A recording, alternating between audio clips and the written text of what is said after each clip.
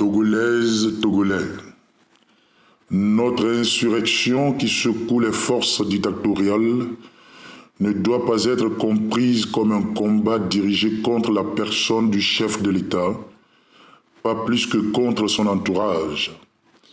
Il s'agit à l'inverse d'une bataille contre un système politique, une organisation venimeuse des institutions, une vipère de corruption dont le venin a atteint jusqu'au cœur de l'État.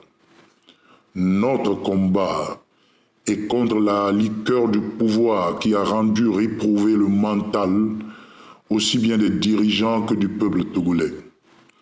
Le corps de la nation est gangréné de cupidité, du service de soi au détriment des faibles, créant une atmosphère de peur, de méfiance des uns et des autres, de la haine, des désirs malveillants, des coups bas et des conflits stériles à tous les niveaux. Chacun lutte pour sa survie au détriment de toute la nation. Tandis que certains sont dans la surprospérité, la surprotection, la majorité se tient esclave. La cécité que donne le pouvoir a fait que le protégé devient la proie de son protecteur. Le venin de cette vipère donne à chacun un semblant de plaisir, celui de se sentir plus fort que tous, d'avoir le pouvoir de vie ou de mort, de liberté ou de restriction sur les autres. Voilà l'ennemi à abattre.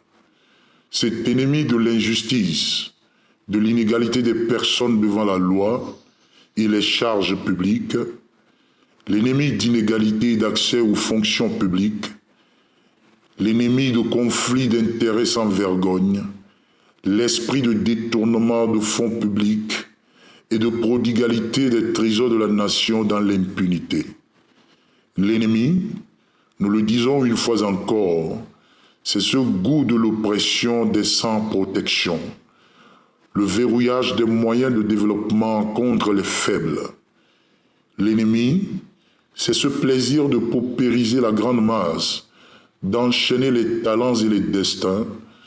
C'est ce système qui dévaste notre jeunesse et livre en esclavage les forts de la nation. Il en résulte une vulnérabilité des dirigeants et du peuple tout entier. Bref, une incapacité de l'État togolais de connaître la lumière du développement. La méconnaissance du véritable ennemi nous a divisés dans la bataille.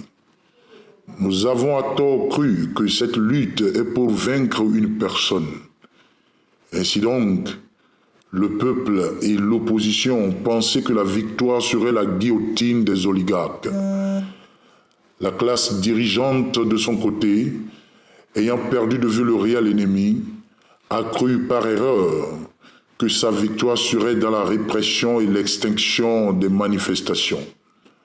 Pour ce faire, elle se met à pied d'œuvre soit pour porter atteinte aux droits et libertés de manifestation, soit pour organiser dans la précipitation un référendum malsain en vue de renforcer le système politique qui nous a tous ruinés du nord au sud. On s'est tous ensemble égarés de la réalité. Comprenez, Excellences, Messieurs les dirigeants de l'État togolais, que cette bataille est une bataille commune pour un salut commun. La trompette sonne, tant pour le régime au pouvoir que pour l'opposition, afin de nous réveiller à la guerre contre cette vipère de tyrannie qui avale nos destins et ceux de nos progénitures. Jusqu'à ce que sa tête ne soit écrasée, nous ne connaîtrons point de répit.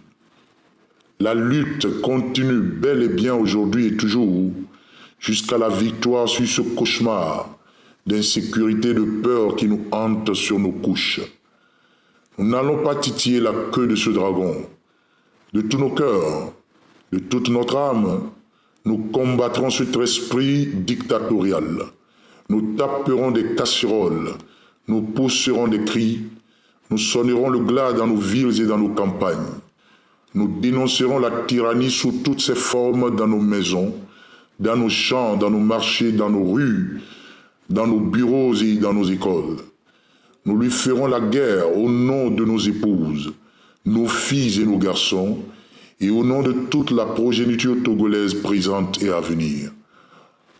Ensemble, nous vaincrons pour un Togo meilleur.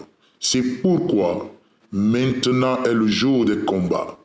C'est aujourd'hui l'heure des manifestations. Le monument de secours. Je vous remercie.